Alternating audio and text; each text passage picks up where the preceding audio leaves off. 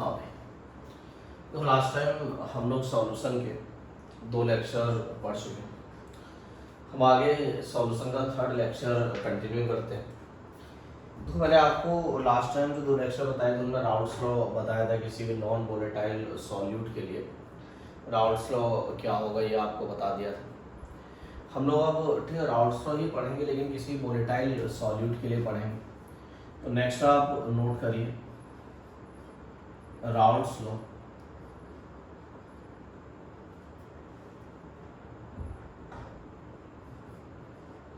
For volatile solute. ठीक, मतलब आप ये कह सकते हैं कि इस बार जो हम सॉल्यूट डालेंगे वो भी वोलेटाइल होगा, वो भी वेपर बनाने की टेंडेंसी रखता होगा। तो इस बार बात हमारे पास कुछ ऐसी है कि जैसे मान लो हमारे पास में कोई भी एक सॉल्वेंट ए है। बेटे कि सॉल्वेंट ए जो है आप ये कह सकते हैं भाई ये वोलेटाइल। अगर ये वोलेटाइल है तो नो डाउट इसके मॉलिक्यूल के पास में एक एस्केपिंग टेंडेंसी है, ये एस्केप करना जानते हैं। इसका जो भी प्योर फॉर्म में प्रेशर है मैं उसे पी नॉट ए कह देता हूँ। दूसरा, मान लो मैंने एक और लिक्विड लिए जिसे सॉल्यूट कह दिया। आप जरूरी नहीं है कि लिक्विड सिंपल पढ़ लें। जो सॉल्यूट बी है मैंने कहा भाई ये भी हमारे पास में क्या है, एक एस्केपिंग टेंडेंसी रखता है लाइक दिस।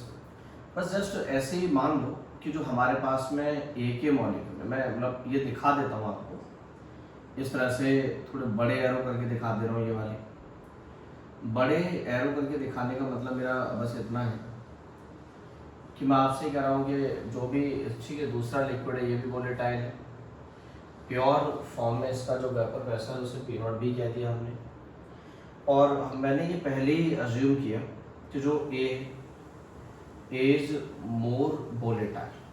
ठीक है, ए को हमने ज़्यादा वोलेटाइल लिया है। मतलब सिंपल मैं ये कह सकता हूँ कि भाई अगर पी नॉट है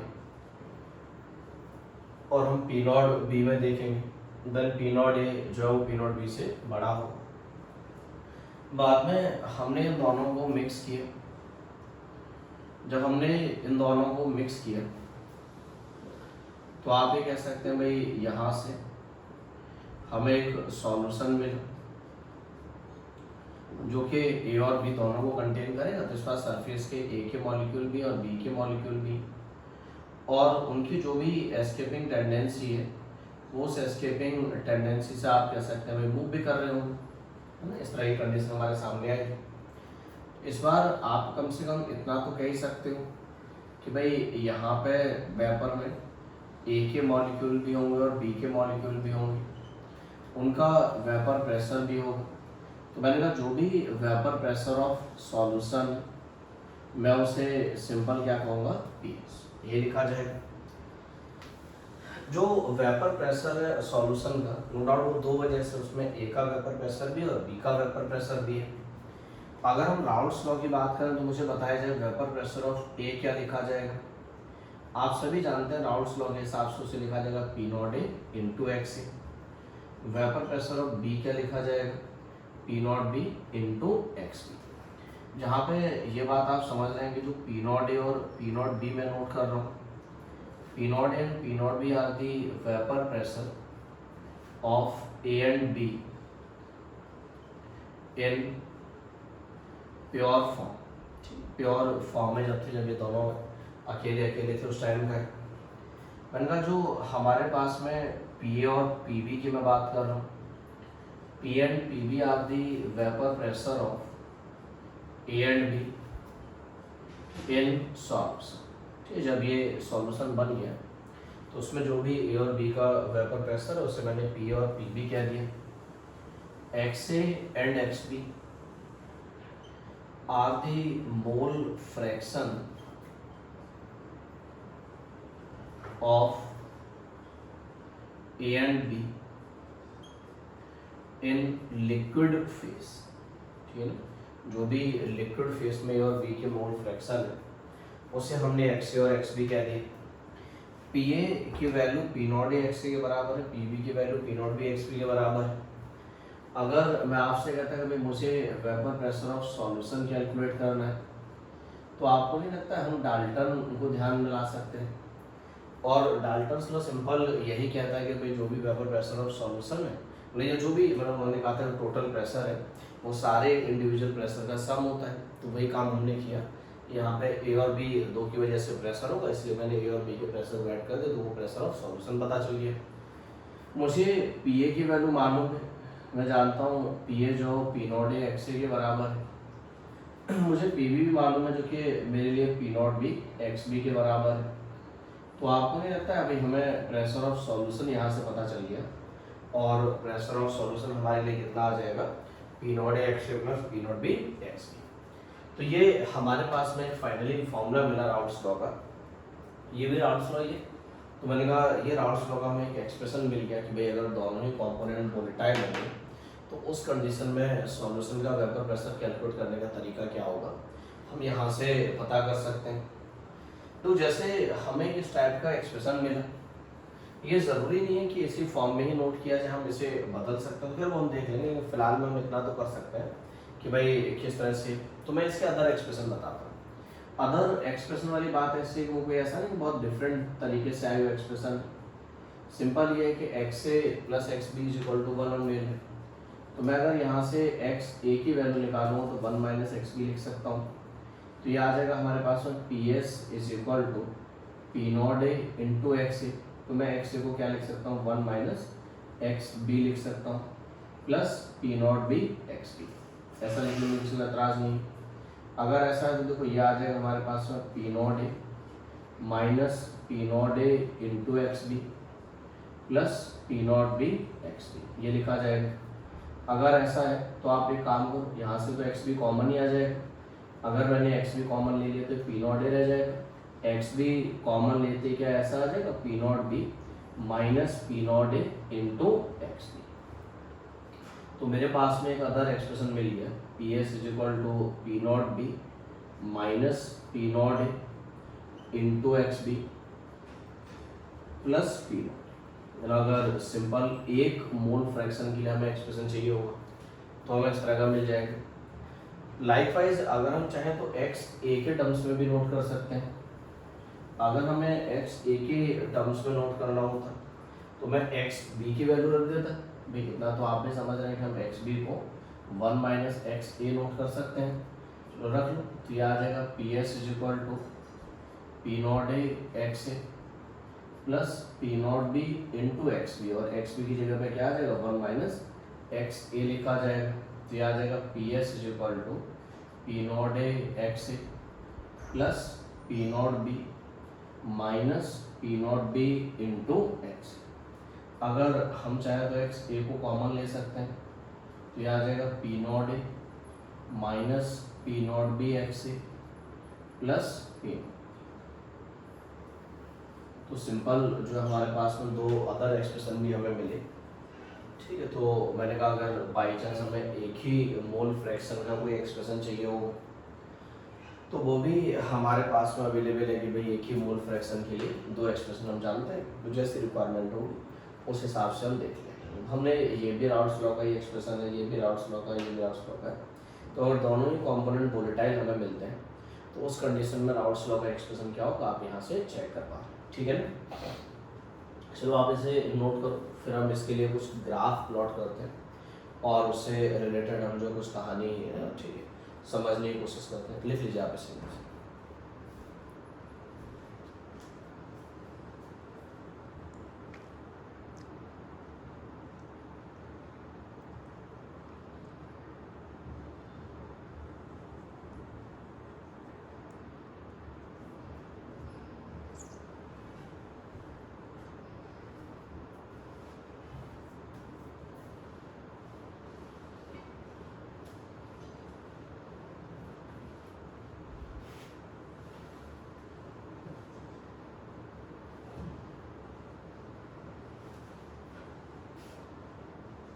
ठीक है भाई, देखो मैंने कहा इसके लिए हमने एक्सप्रेशन तो जान ही लिया राउल्ट्स लॉ का। एक्सप्रेशन किस तरह का है इसमें हमें कोई प्रॉब्लम नहीं। हम एक काम करते हैं, काम ये करना है कि हम जो एक ग्राफ प्लॉट करने की कोशिश करेंगे।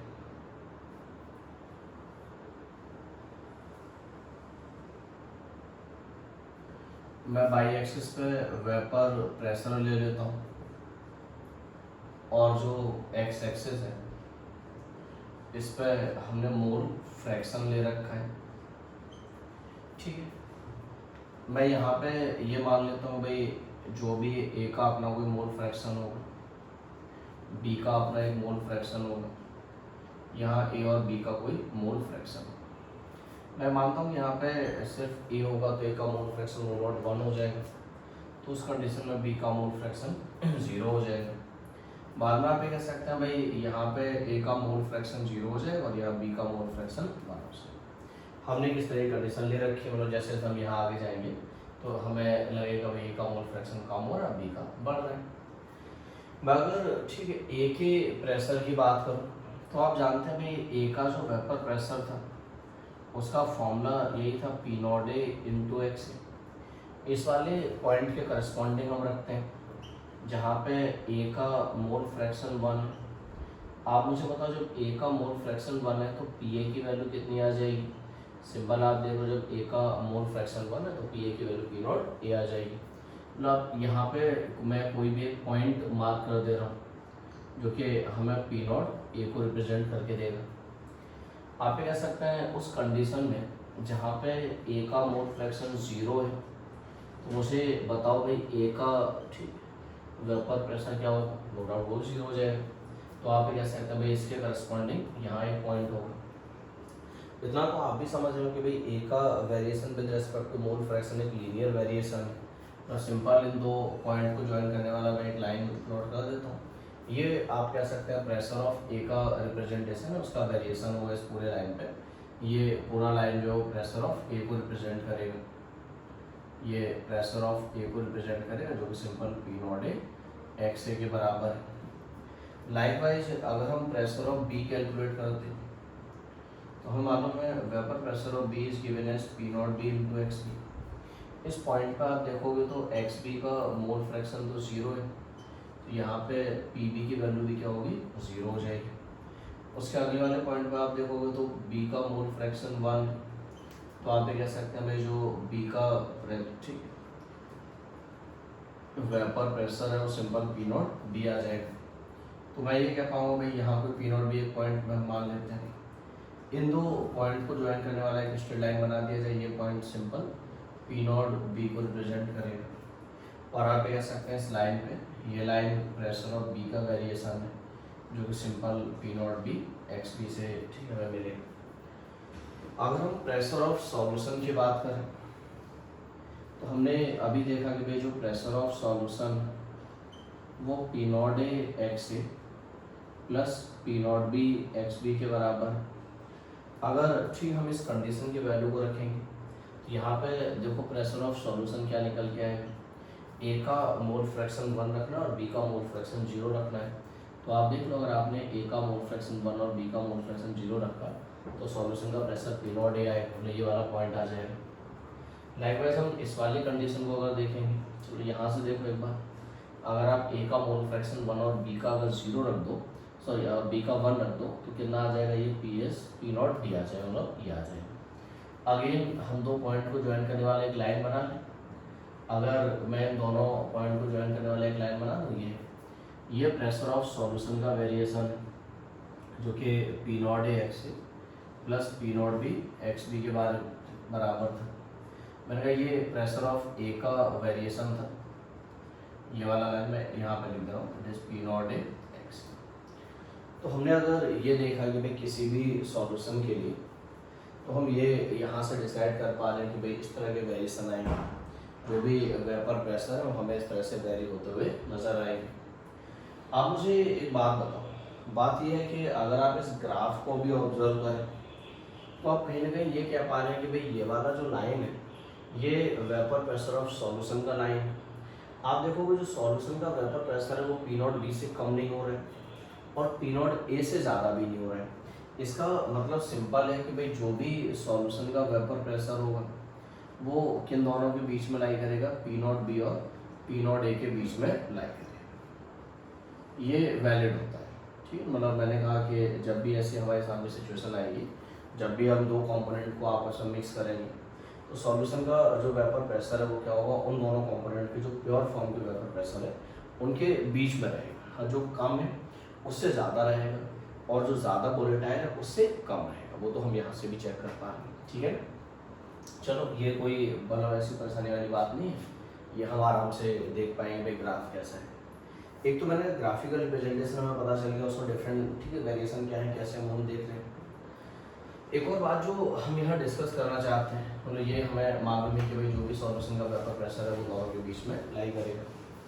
डिस्कशन वाली बात है कि अगर हम इस पॉइंट को ऑब्जर्व करें, तो ये जो भी हमारे पास में पॉइंट हम यहाँ देख पा रहे हैं, मुझे इस पॉइंट के करस्पॉन्डिंग कुछ बातें हैं जो आपसे जाननी है।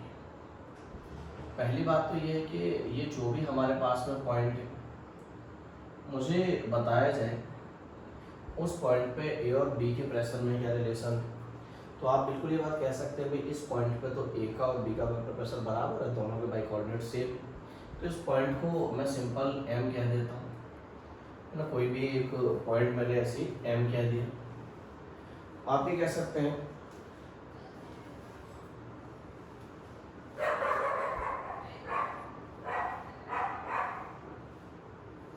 कि भाई हमारे पास में जो पॉइंट एम है, क्या मैं ऐसा नोट कर सकता हूँ, एट पॉइंट एम, जो एम वाला पॉइंट में मार्क कर रहा हूँ उस पर ए और बी दोनों के प्रेशर आपस में बराबर है। बोलो, इसमें तो किसी को हमसे एतराज़ नहीं होना चाहिए। अगर मान लो मुझे ये पता करना होता है कि भाई इस पॉइंट के करस्पॉन्डिंग ए और बी के अपने कुछ मोल फ्रैक्शन भी वो कितने हैं, तो पता कर ले। देखो कैसे पता चलेगा। ए का जो वेपर प्रेशर है वो क्या है, बोलो, P not A X A के बराबर है। बी का वेपर प्रेशर क्या है, P not B X D के बराबर है। मैं कह सकता हूँ P not A into X A, this is equal to P not B. क्यों ना मैं सिंपल एक्स बी को 1 माइनस एक्स ए लिख दूँ, चलेगा इतना तो। अगर हम इसे सॉल्व करें तो आ जाएगा P not A X A, this is equal to P not B minus P not B into X A. Left में लिया, ये आ जाएगा P not A X A plus P not B X A, this is equal to P not B. X A common आ जाएगा, बोलो क्या बचेगा, P not A plus P not B, this is equal to P not B. पता चल गया x A की value कितनी है हमारे पास में, x is P not B divided by P not A plus P. ठीक है, हमें ये मिल गया कि भाई जो भी हमारे पास में ए का मोल फ्रैक्शन है इस पॉइंट के करस्पॉन्डिंग, वो पता चल गया कितना है हमारे पास, P not B upon P not A plus P not B के बराबर है। अच्छा, क्या अगर ए का मोल फ्रैक्शन मालूम है तो बी का कैलकुलेट कर देंगे? बिल्कुल। मोल फ्रैक्शन ऑफ बी, तो सिंपल मैं क्या लिख सकता हूँ, 1 माइनस एक्स ए लिख सकता हूँ।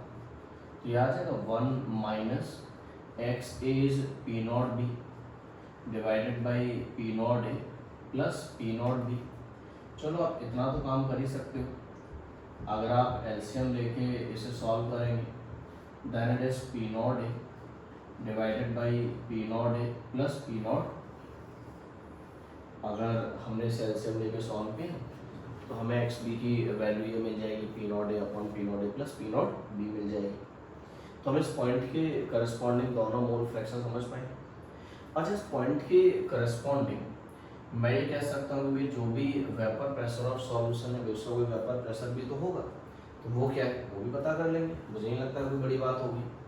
मुझे मालूम है उस पॉइंट पे जो वेपर प्रेशर ऑफ सॉल्यूशन है, वैसे तो एक तरीका है कि वो P not A X A plus P not B x भी लिख दूँ। क्यों? आप चाहो तो एक्स ए एक्स बी दोनों मालूम है रख लो, तो ये आ जाएगा P not A into X A. X A क्या है हमारे पास में, P not B divided by P not A plus P not B plus P not B into X B. X B क्या है हमारे पास में, P not A divided by P not A plus P not B. अगर हम solve करेंगे तो बोलो पी एस कितना आ जाएगा, यह आ जाएगा 2 times of P not A into P not B divided by P not A plus ये मिल गया हमें। तो इस पॉइंट के करस्पॉन्डिंग सॉल्यूशन का वेपर प्रेशर क्या होगा उसका भी हमें एक इन्फॉर्मेशन मिल गया कि भाई सॉल्यूशन के वेपर प्रेशर को हम सिंपल इस तरह के फॉर्मेट में नोट कर सकते हैं। तो हम ये देख रहे हैं कि भाई इस तरह के ग्राफ किस तरह हम राउट्स से कैसा ग्राफ प्लॉट कर सकते हैं, उनमें वेरिएशंस क्या होंगे। अगर कोई हम इस तरह के इंटरसेक्टिंग पॉइंट की बात कर रहे हैं तो उस इंटरसेक्टिंग पॉइंट की करस्पॉन्डिंग कहानी क्या होगी, है ना, उसके करस्पॉन्डिंग मोल फ्रैक्शन निकालने, उसके करस्पॉन्डिंग हमें अगर वेपर प्रेशर बताने हो तो उस तरह की हम सारी चीज़ों को बड़े आराम से एक्सप्लेन कर पाएंगे। ठीक, तो आप इसे नोट करिए।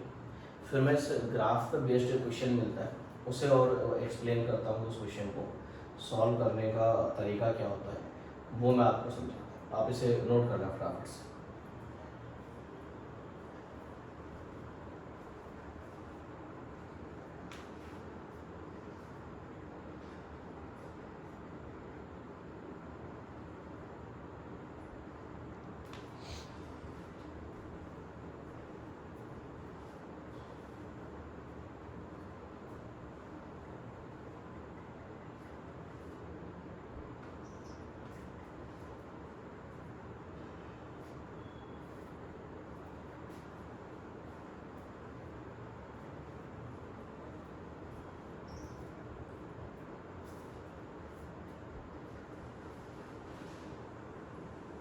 नोट कर लिए।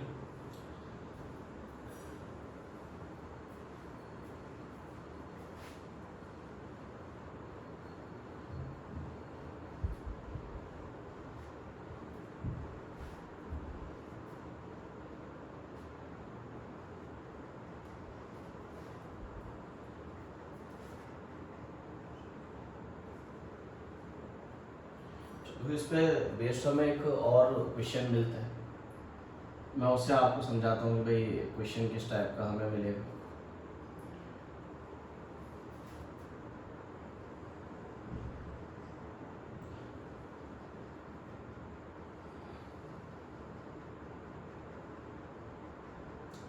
जैसे हमारे पास में मान लो इस टाइप का, ठीक है, एक ग्राफ में प्लॉट करता हूँ। ग्राफ ये कि ऐसे ही ये हमारे पास में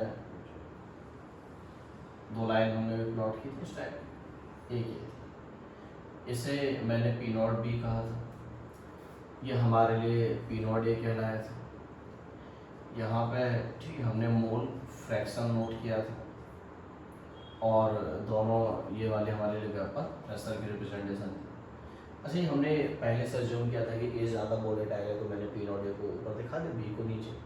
आप उल्टा मान लो, कोई प्रॉब्लम नहीं है, मान लो बी को ज़्यादा वोलेटाइल मान ले तो बी वाला ऊपर है तो ए वाला नीचे, तो वो दोनों ग्राफ अपने करेक्ट होंगे। इसमें इक्वेशन इस तरह का मिलता है कि हमने मान लो कोई भी यहाँ पे लाइन प्लॉट की है, मैं एक ऐसे ही इस टाइप का मान लो एक लाइन प्लॉट कर देता हूँ, इसको m कह दिया जाए, इसको n कह दिया जाए ना, ऐसे ही आप कोई रैंडमली नंबर मार्क कर सकते हैं, इसको v कह देते हैं, इसको z कह देते हैं। मतलब ऐसे कोई ज़रूरी नहीं कि आप इसे, मुझे ये जानना है कि भाई हमारे पास में ये जो ग्राफ है, ठीक, इसमें कुछ बातें जो मैं आपको समझाता हूँ क्या क्या वो आप मुझे बताओ। जैसे मैं अगर आपसे ये कहता कि भाई ये हमारे पास में v और z वाला जो पॉइंट है, आप मुझे देख के बताओ ये वी जेड किसके रिप्रेजेंटेशन। क्या मैं ऐसा कह दूँ कि वी जेड कुछ और नहीं है, that is the representation of pressure of B. मैं समझा देता हूँ, ये बात तो याद है, अभी हमने डिस्कस किया था कि ये प्रेशर ऑफ बी के लाइन को रिप्रेजेंट करेगा, ये प्रेशर ऑफ ए के लाइन को रिप्रेजेंट करेगा, और ये जो वाली लाइन है ये प्रेशर ऑफ सॉल्यूशन को रिप्रेजेंट कर रहा है। तो इस लाइन पे आप ये कह सकते हैं कि कोई भी बाई कोऑर्डिनेट्स होगा वो बी के प्रेशर का ही तो होगा, तो यहाँ पे इसके करस्पॉन्डिंग जो भी है, यहाँ देखता मैं यहाँ देखता जो भी होगा भैया, तो मैं कह सकता हूँ जो वी जेड वाला बाई कोऑर्डिनेट है ये सिंपल क्या प्रेशर बी का रिप्रेजेंटेशन है, जो कि हमारे लिए क्या है P not B X B के बराबर है।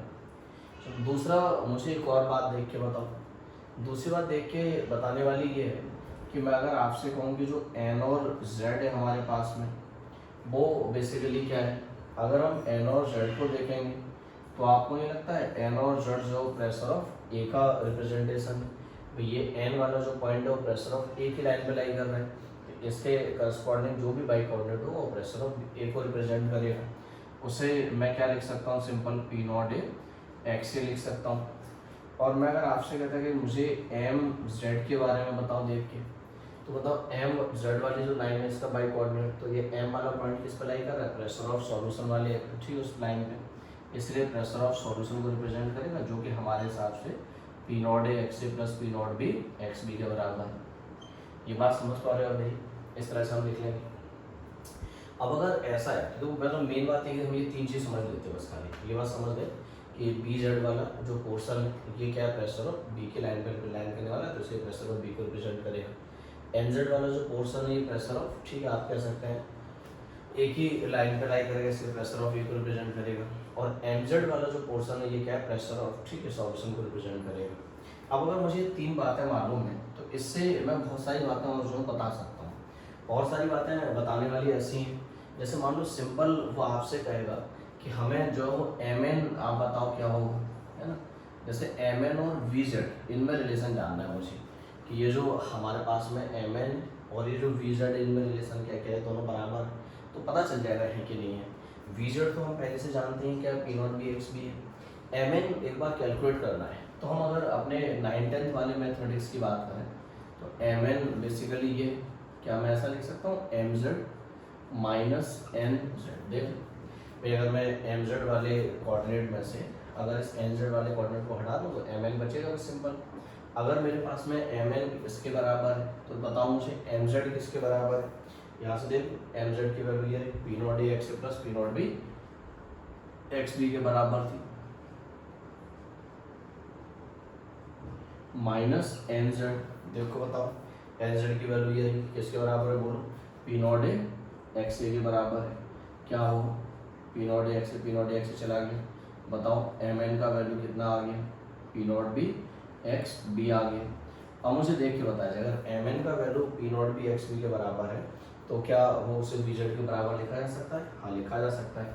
तो यहाँ से ये पता चल गया कि भाई एम जेड एम एन जो वी जेड के बराबर है और एम एन की वैल्यू कितनी है हमारे पास में, P not B X B के बराबर है। बोल ठीक है, ये बात समझ पा रहे हो मेरी, चलो ये बढ़िया बात है, आपको पता चला। और कोई रिलेशन ढूंढने की कोशिश करेंगे, बिल्कुल एक बार देख लेते हैं। जैसे रिलेशन जो जानना है इस बार वो मुझे जानना है कि हमारे पास में जो एन जेड वाला कोऑर्डिनेट है, ठीक ये एन जेड वाला कोऑर्डिनेट है, मैं देखना चाहता हूँ क्या वो कोऑर्डिनेट एम वी के बराबर हो। ये एम जेड वाला जो कोऑर्डिनेट है मेरे पास में एन जेड वाला, क्या ये एम वी के बराबर, तो एन जेड तो पहले से ही जानते हैं, सिंपल ये एम वी कैलकुलेट कर लेते हैं। बोलो एम वी कैलकुलेट करने के लिए क्या करना चाहिए, अगर मुझे एम वी कैलकुलेट करना है तो क्या एम जेड में से मैं वी जेड सब्ट्रैक्ट कर दूँ। देख लो एक बार मुझे भाई ये जो हमारे पास एम जे है एम जेड है, अगर मैं इस एम जेड में से वी जेड सब्ट्रैक्ट कर दूँ तो सिंपल ये बचेगा एम वी वाला कोऑर्डिनेट। चलो एम जेड की वैल्यू रखो, एम जेड अभी आपने देखा कितना है, P not A X A plus P not B X B. V Z की वैल्यू बताओ देख के, ये रही वी जेड कितना है, P not B X B के बराबर है। बोलो इस बार क्या चला गया, ये गया P not B X B, तो बोलो एम वी की वैल्यू कितनी आ गई, P not A X A. देख के मुझे बताओ क्या P not A X A की वैल्यू एन जेड के बराबर थी, तो क्या एम वी एन जेड के बराबर होगा। ठीक है, तो ये पता चल गया कि भाई हमारे पास में एक तो ये पता है कि ये वी जेड और ये एम एन बराबर है, दूसरा पता चल गया कि एम वी की वैल्यू एन जेड के बराबर है। अब मतलब कोई और बातें होंगी दूसरा बता देंगे, वैसे जैसे भी हमसे पूछना चाहेगा, जैसे भी हमसे जानना चाहेगा हम सारी कहानी बता दें, क्योंकि हमें ये मालूम है कि भाई ये क्या है, तो उस तरह से हम ऐड कर करा के जैसे भी है। अब मान लो सिंपल वो आपसे कहता है कि मैं एम एन को ऐड करूँ, है ना, और एम वी को ऐड करूँ, तो बोलो क्या हो जाएगा, तो बता दोगे। जैसे मैं आपसे कहता है कि मैंने एम एन लिया और एम वी लिया, है ना, इन दोनों को ऐड कर रहा हूँ मैं, ये एम एन वाला मैंने और एम वी वाला, तो ये किसके बराबर है, तो आप जानते हैं ये P naught X plus P not B X B, जो कि बेसिकली क्या है एम जेड के बराबर है। देखो तो ये रिलेशन मिल गया। ऐसे रिलेशन पूछता रहेगा हमसे अलग अलग टाइप से, बना के पूछ लेता है कि बताओ क्या होगा। तो ये क्वेश्चन इस टाइप का हमें मिलता है इसमें कि हमें डिफरेंट पॉइंट्स मार्क कर देगा और पॉइंट मार्क करके ये रिलेशन हमसे लिखवा लेता है इनमें से कौन से रिलेशन हमारे लिए वैलिड होंगे। ठीक है भाई, तो ये हम देख रहे हैं कि भाई अगर हमें किसी भी वोलेटाइल कंपोनेंट को लेके उसके लिए राउल्ट्स लॉ की बात करनी है, तो राउल्ट्स लॉ हम किस तरह से नोट कर सकते हैं, या फिर ठीक है उसमें हम जो भी डिफरेंट ग्राफ से जो अदर इन्फॉर्मेशन है वो हम यहाँ पे देख पा रहे हैं।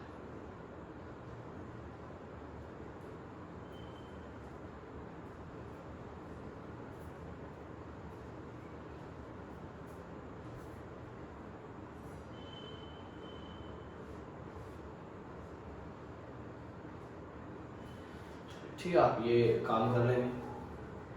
चलो तो अगर ऐसा है तो अभी फिलहाल में एक आध न्यूमेरिकल हम इस पर बेस देख लेते हैं राउंड्स के ऊपर, उसके बाद में आगे की कुछ बातें हैं जिनको हम लोग डिस्कस करेंगे, कुछ न्यूमेरिकल सॉल्व किए जाए। The vapour pressure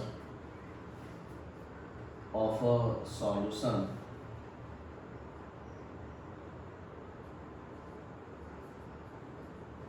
is given as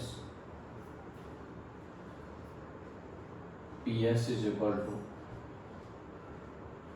100 plus 150 XA.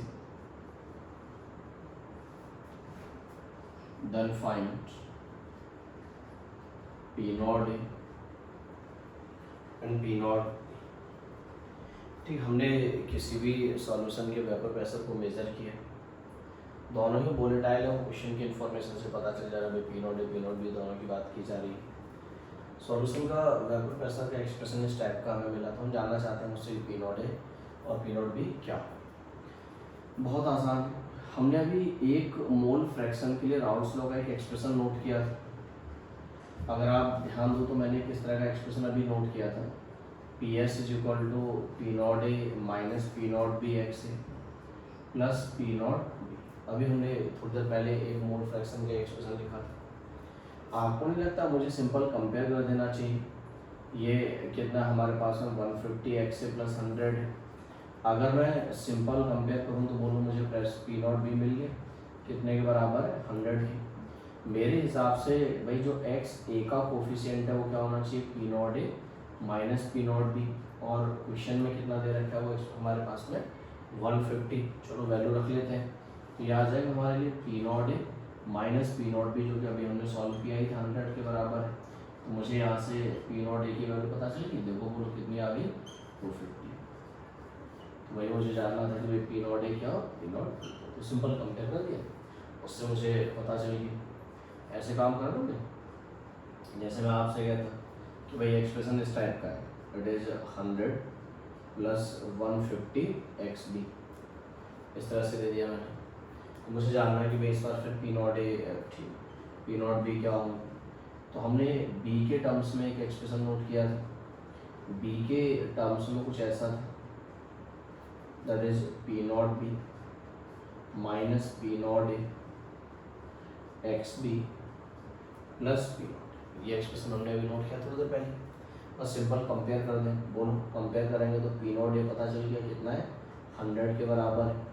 X B का कोफिशिएंट हमारे हिसाब से P not B minus P not a के बराबर होता है, और क्वेश्चन में जो दिया उस हिसाब से 150 है।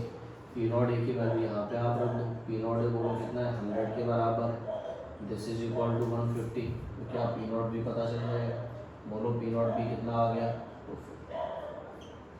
ठीक, तो वही हमें जानना था, ये काम कर लेगा आराम से। अगर मान लो इस टाइप का हमें कोई एक्सप्रेशन दे दिया जाएगा तो हम आराम से ये बता दिया करेंगे भाई उस केस में कि जो भी हमारे पास में पी नॉट है पी नॉट बी क्या है।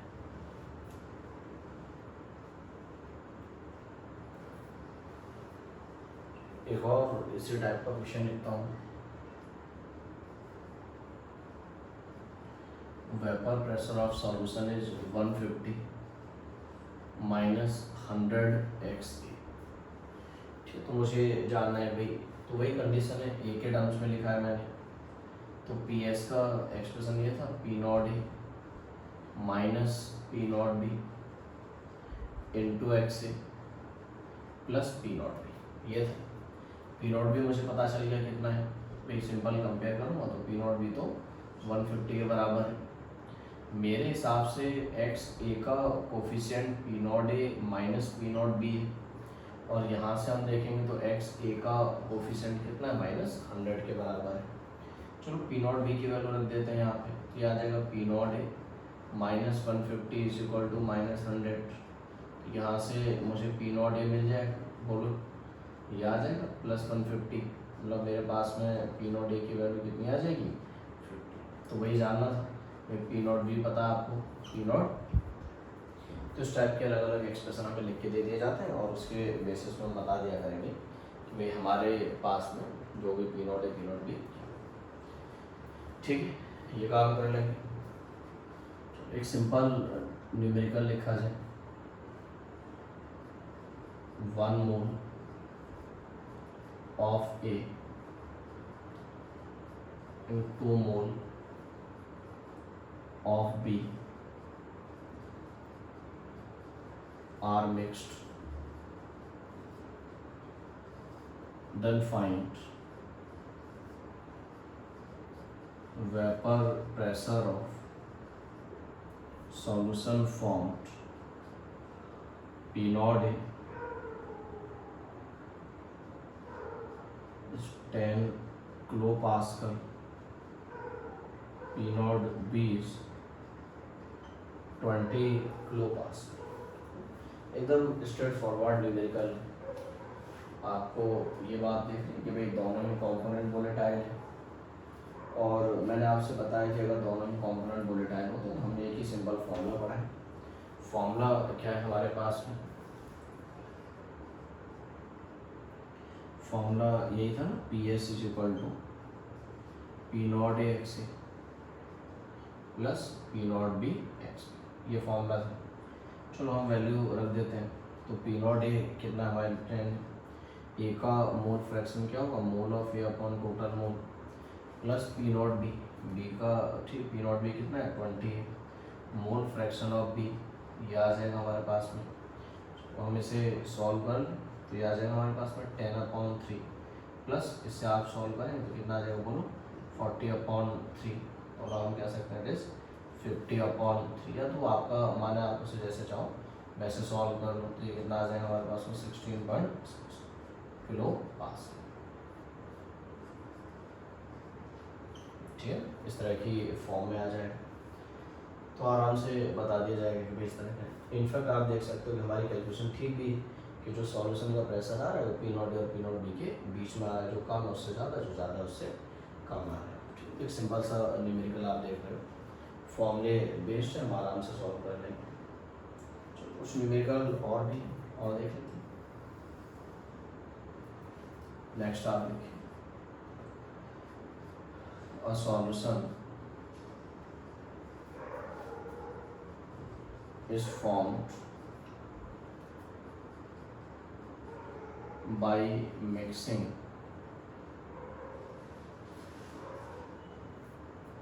32 gram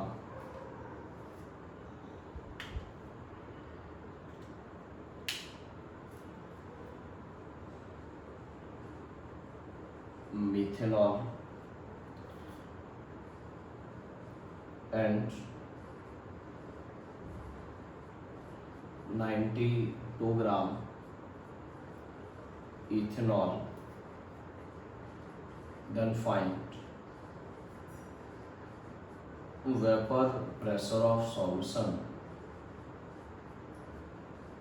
P naught of methanol is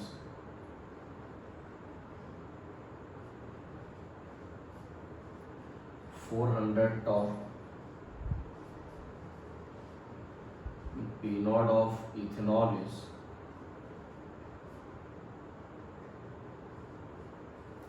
250 torr। ठीक, इस तरह का एक डेटा दे रखा है। आगे ना आप देखो कि सिंपल वही फॉर्मूले बेस्ड है, तो मुझे वही फॉर्मूला अप्लाई कर लेना चाहिए। तो सबसे पहले इथेनॉल और मिथेनॉल के मोल कैलकुलेट कर, उतना काम तो हम कर ही सकते हैं।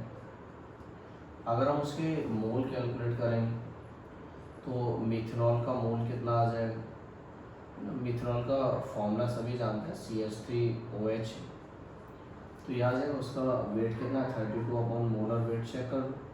ऑक्सीजन का 16 है, बाकी 4 हाइड्रोजन का 20 और 12 कार्बन का 32। तो आप कह सकते हैं उसका मोल तो 1 हो गया। मैं अगर इथेनॉल का मोल कैलकुलेट करूँ तो मैं कह सकता हूँ भाई इथेनॉल का वेट कितना है 92 ग्राम गिवन है मुझे क्वेश्चन में, अपॉन मोलर वेट कितना उसका हमारे पास 46 ग्राम है। क्या ये 46 के बाद लिख लो आप C2H5OH है। अगर उसमें तो हमारे पास में क्या होगा 12 दूनी 24, तो इसका हो जाएगा 16 हमारे पास में ये और 12 6 24 16 40 और 6 46। तो आप ये कह सकते हो भाई इसका मोल कितना है 82। अब फॉर्मूले में वैल्यू रख देते हैं तो ये आ जाएगा vapour pressure of solution is P0 है। P0 of methanol is 400 into its mole fraction 1/1+2। P0B that is 250 into its mole fraction, तो आ जाएगा 2/1+2। चलो हम इसे सॉल्व कर दें तो ये आ जाएगा हमारे पास में 400/3 और ये कितना आ जाएगा 500/3। बोलो कितना आ गया PS = 900/3, या हम कह सकते हैं जो भी वेपर प्रेशर ऑफ सॉल्यूशन है दैट इज 300 टॉप। अच्छा यहाँ यूनिट कन्वर्जन नहीं करते हैं, उसकी रिक्वायरमेंट नहीं है, सिंपल हमें देगा जिस यूनिट में दिया उसी में आंसर नोट कर देते हैं। ठीक, तो आप एक सिंपल फॉर्मूले बेस्ड प्रॉब्लम लेंगे, फॉर्मूले में वैल्यू रखेंगे आंसर आ जाएगा। एक और न्यूमेरिकल सॉल्व करते हैं। The vapour pressure of solution formed by mixing 1 mole of A and 2 mole of B is 550 ml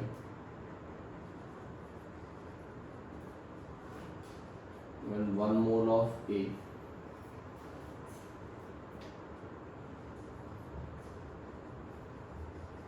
is further added to solution, its vapor pressure decreases by 10 units. Then find P0 and P0। Question समझ रहे हो? Question बड़ा simple है कि भाई हमने ठीक है 1 मोल A को लिया और 2 मोल B को लिया और उनको आपस में मिक्स कर दिया। उनको आपस में मिक्स करने से जो सॉल्यूशन बना उसका वेपर प्रेशर 550 mm के बराबर है। बाद में हमने उसी में क्या 1 मोल A का और ऐड कर दिया। जब हमने A का 1 मोल और ऐड किया तो उसका वेपर प्रेशर डिक्रीज कर जाता है 10 यूनिट से। तो मुझे जानना है उस केस में भाई जो भी हमारे पास में P0 है और P0B होंगे उनकी वैल्यू क्या होगी, प्योर फॉर्म में A और B के वेपर प्रेशर क्या होंगे, ये हम जानना चाहते हैं। ठीक है, हम बता देंगे, ऐसी बात नहीं है हम नहीं बता पाएंगे। तो हमें एक काम करते हैं, जो इन्फॉर्मेशन दी उसका यूज़ कर लेते हैं। भाई 2 वोलेटाइल कंपोनेंट का हमने ये देख रखा है PS = P0AXA प्लस P0BX। अब अगर ऐसा है तो आप देख सकते हैं भाई पहली कंडीशन में सॉल्यूशन का वेपर प्रेशर कितना है 550 P0A इंटू XA। A का मोल फ्रैक्शन हम निकालेंगे, A का मोल 1 है, टोटल 1+2। P0B हमें नहीं मालूम है भाई, B का मोल फ्रैक्शन हम निकालेंगे तो ये आ जाएगा। ऐसे हम 3 को इधर ले आएंगे तो ये आ जाएगा 3 into 550 this is equal to P0A plus 2 times of P0B। तो मुझे यहाँ से एक इक्वेशन मिल गया P0A plus 2 times of P0B this is equal to ये कितना आ जाएगा हमारे पास में 0 165 ये आ जाए।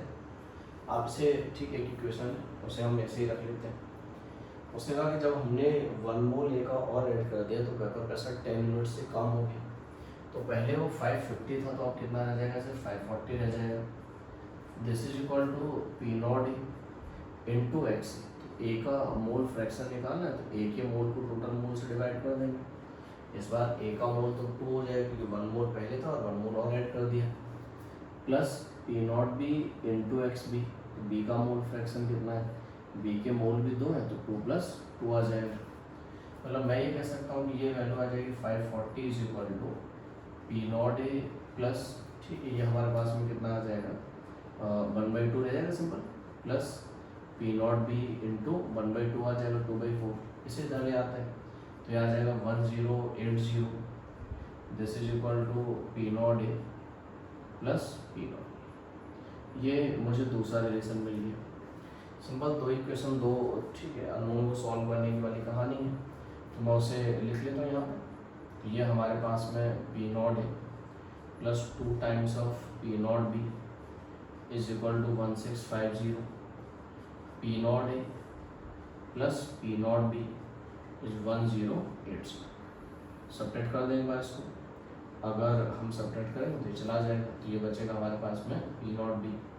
ऐसे आप देख लो कितना आ जाएगा, 0, 15, 8, 7, ठीक है, ये कितना हमारे पास में 5, ये आ जाएगा 570 आ गया पी नॉट बी। एक इक्वेशन में रख के पी नॉट ए पता कर ले, तो ये आ जाएगा P not A plus P not B 570। This is equal to 1080। तो पी नॉट ए कितना आ जाएगा हमारे पास में 1080 माइनस 570। चलो उसे सॉल्व कर लो, तो ये कितना आ जाएगा हमारे पास में 510 ए आएगा। यह हमारा पी नॉट ए, वही हमें जानना था भाई हमारे पास में पी नॉट ए क्या होगा और पी नॉट बी क्या। तो राउल्ट्स लॉ में आप देखोगे कि भाई बड़े ही सिंपल से क्वेश्चन जो है हम लोगों से पूछ लिए जाते हैं। सिंपल फॉर्मूले बेस्ड ही होंगे, आप जब भी क्वेश्चन सॉल्व करोगे बड़े ही फॉर्मूले बेस्ड क्वेश्चन आपको मिलेंगे जो आपको बता, ठीक है। यहाँ तक की कहानी कंप्लीट होती है, इसे कंप्लीट करते हैं, फिर अगला राउंड में हमारे पास में एक और छोटी सी कहानी है, वो हम समझेंगे वो क्या है।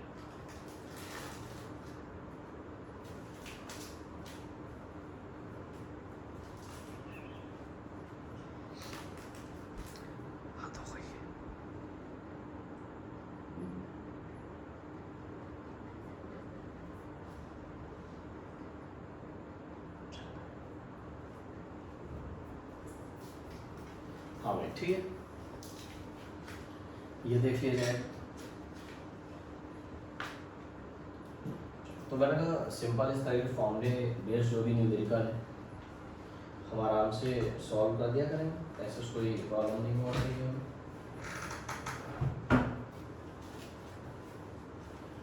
तो अगला जो हमारा टॉपिक है that is composition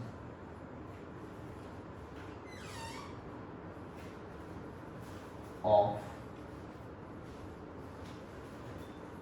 vapour face.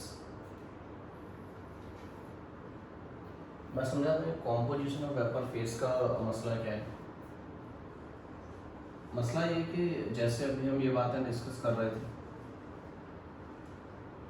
कि भाई हमारे पास में हमने कोई भी एक सॉल्यूशन बनाया,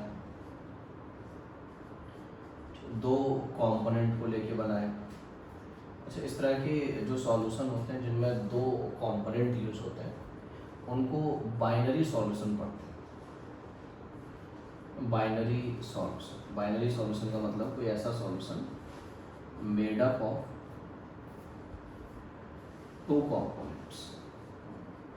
मतलब कहीं पे ऐसा लिखा मिल जाएगा बाइनरी सॉल्यूशन, तो डरने की बात नहीं है कि ये क्या होगा, कुछ नहीं, जिसमें दो कंपोनेंट होते हैं वो बाइनरी सॉल्यूशन क्या है। चीनी पानी को मिला के बना तो बाइनरी सॉल्यूशन हो गया।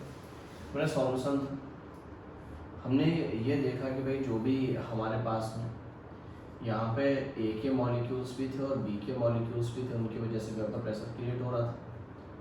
तो मुझे एक बात बताओ भाई, जब हमने राउल्ट्स लॉ को यूज़ किया तो वहाँ तो लिक्विड फेस वाले मोल फ्रैक्शन यूज़ किए थे, जबकि इस वेपर में भी तो कुछ मॉलिक्यूल हैं। तो इस वेपर में कितने मॉलिक्यूल है ये हमें अगर जानना है तो इसके लिए हम कैसे क्या करेंगे वो देख लेते हैं, वो हम ज़रूर डिस्कस कर लेंगे। आप मुझे एक बात बताओ, बात है कि राउल्ट्स लॉ तो हमें सभी को मालूम है भाई, हमने राउल्ट्स लॉ देख ही रखा है और ये बात हम डिस्कस कर चुके हैं राउल्ट्स लॉ में कि भाई जो भी हमारे पास में पी ए है वो simple P not A X A के बराबर है, जो कि पी बी है वो P not B X B के बराबर है, और जो प्रेशर ऑफ सॉल्यूशन था पी एस वो P not A X A plus P not B X B के बराबर था। ये तीन कहानी थी। मैं काम करता हूँ, ये एक्स सी और एक्स बी आपको मालूम है जो भी लिक्विड फेस के मोल फ्रैक्शन थे। मैं काम ये करता हूँ कि यहाँ पे दो नए टर्म डिफाइन करता हूँ, Y A and Y B. Y and Y B are the mole fraction of A and B in vapour phase. ठीक है, जो वेपर फेस में ए और बी प्रेजेंट है, यानी इनके जो भी मोल फ्रैक्शन है उसे मैंने सिंपल किया बाई ए और बाई बी कह दिया। आप एक काम कीजिए, आप डाल्टन्स लॉ को याद करिए। डाल्टन्स लॉ अगर हम याद करें तो उनका कहना यही था कि मुझे अगर ठीक है प्रेशर ऑफ ए चाहिए होगा that is equal to mole fraction of A in gaseous phase जो कि वेपर फेस में इनटू टोटल प्रेशर, और यहाँ टोटल प्रेशर क्या है जो कि प्रेशर ऑफ सॉल्यूशन को रिप्रेजेंट करेगा। तो पी ए को ये लिखा जा सकता है, अगर पी ए को लिखा जा सकता है तो बोलो मोल fraction of A in vapour face पता चाहिए कितना आ जाएगा, P A upon P S, ये आ गया। अगर वो हमारा मान है कि भाई हम चाहें तो पी ए को सिंपल क्या लिख सकते हैं, P not A X A लिख सकते हैं, और पी एस हम सभी जानते हैं क्या है हमारे लिए, P not A X A plus P not B X B के बराबर। ठीक है, ये पता चल गया भैया कि अगर मुझे मोल फ्रैक्शन ऑफ ए चाहिए होगा इन वेपर फेस, तो वेपर फेस में क्या होगा, P not A X A upon P not A X A plus P not B X B. Likewise अगर हम बी के लिए डाल्टन्स लॉ लगाते तो प्रेशर ऑफ बी अगर मैं कैलकुलेट करता डाल्टन के हिसाब से then it is equal to mole fraction of B in vapour phase into total pressure जो कि पी एस के बराबर है। तो बोलो यहाँ से बाई बी कितना आ जाता है, बाई बी आ जाता P B upon P S, मतलब मैं कह सकता हूँ पी बी बेसिकली क्या है मेरे पास में, P not B X B के बराबर है, पी एस क्या है मेरे पास में, P not A X A plus P not B x. तो हमें बाई बी भी पता चल गया कि भाई मोल fraction of B in vapour phase अगर हमें कैलकुलेट करना होता तो हम बता देंगे कि mole fraction of B in vapour face क्या लिखा जाएगा। हमें ए का मोल फ्रैक्शन मालूम है वेपर फेस में क्या होगा, हमें बी का मोल फ्रैक्शन मालूम है वेपर फेस में क्या होगा। अच्छा सिंपल एक बार इन दोनों को डिवाइड कर लें, अगर हम डिवाइड करेंगे तो बोलो क्या आ जाएगा, Y A upon Y B. क्या डिवाइड करने पे ऐसा लग रहा है लिखा जाएगा, P not A X A divided by P not B X B. देख लो भाई ये तो कट ही जाएगा, तो सिंपल क्या बचेगा, P not A X upon P not B X B. मतलब मैं ये कह सकता हूँ कि जो भी हमारे पास में Y A upon Y B है that is equal to P not A upon P not B into X A upon X B. मेरा कहना आपसे ये है कि mole fraction of A and B in vapour phase अगर हम उनका रेशियो ले रहे हैं तो ठीक है, जो भी हमारे पास में मोल फ्रैक्शन वेपर फेस का रेशियो है that is equal to P not A upon P not B times the ratio of mole fraction in liquid phase. X A और एक्स बी क्या थे, लिक्विड फेस वाले mole fraction थे। ठीक है, तो वेपर फेस के कॉम्पोजिशन का भी हमें एक तरीका पता चल गया कि वेपर फेस में अगर हमें ठीक है मोल फ्रैक्शन पता करना हो तो हम बता देंगे भाई हमारे पास में मोल फ्रैक्शन इस तरह से नोट किए जाएंगे। तो मुझे अगर मोल फ्रैक्शन इन वेपर फेस मालूम है तो इससे मैं कुछ और रिलेशन भी हैं जो बता सकता हूँ। रिलेशन और जो बताने वाले हैं वो कौन से हैं,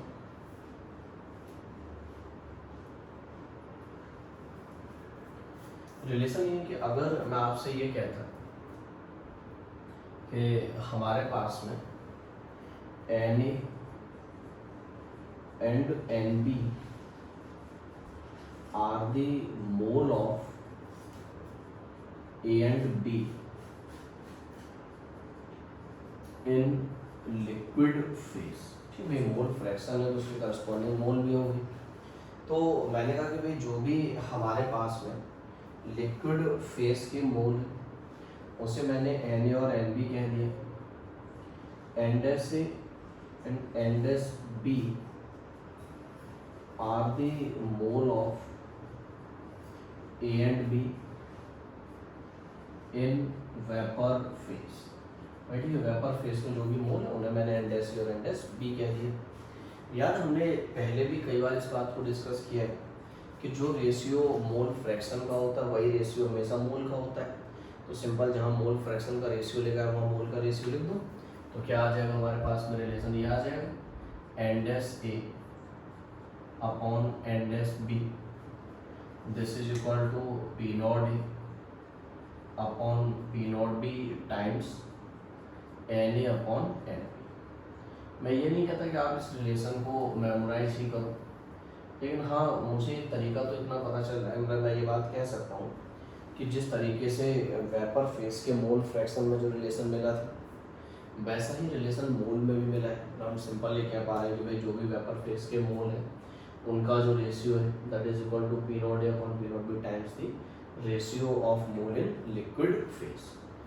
अच्छा, अगर इसे वेट से रिलेट कराया जाए, मान लो मैं आपसे कहता WA and WB are the weight of A and B in liquid face.